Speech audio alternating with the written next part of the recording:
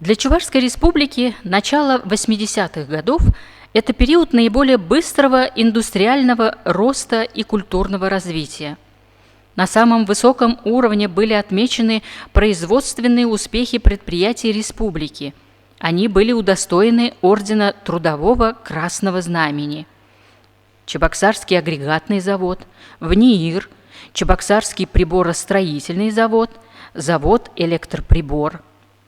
Приборостроительный завод первым в стране стал лауреатом премии Совета министров СССР. 3 июля 1986 года за большие успехи, достигнутые трудящимися города в хозяйственном и культурном строительстве, город Чебоксары был награжден орденом Трудового Красного Знамени. В этот период динамично развивались пищевая промышленность, электроэнергетика, производство строительных материалов. 18 февраля 1980 года была образована агрофирма «Альдеевская». 26 октября 1988 года чебоксарское предприятие «Сеспель». В области образования 80-е ознаменовались формированием стройной сети учебных заведений. В 1984 году образован экономический факультет Чувашского государственного сельскохозяйственного института. В 1989 году была образована Чебоксарская детская художественная школа номер 6 имени Акциновых. В 1980-х годах росла сеть учреждений здравоохранения, физической культуры и спорта. Открылись санаторно-курортный комплекс «Волжанка» и санаторий «Чувашия». 1 апреля 1987 года был открыт Чебоксарский филиал межотраслевого научно-технического комплекса микрохирургии глаза, который стал офтальмологическим центром Поволжья.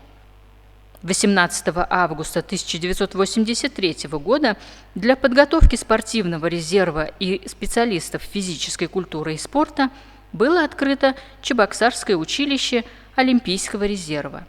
К 35-летию Победы в Великой Отечественной войне 9 мая 1980 года в Республиканском мемориальном парке «Победа» был торжественно открыт монумент воинской славы. На церемонии открытия присутствовал дважды Герой Советского Союза, летчик-космонавт Андриян Николаев, заложивший рядом с монументом аллею памяти. 24 июня 1980 года был открыт и Бресенский этнографический музей под открытым небом. Это уникальный этнографический парк в Чувашской республике. Конец 80-х – это эпоха перестройки. С его началом общественно-политическая ситуация в Чувашии претерпела большие изменения.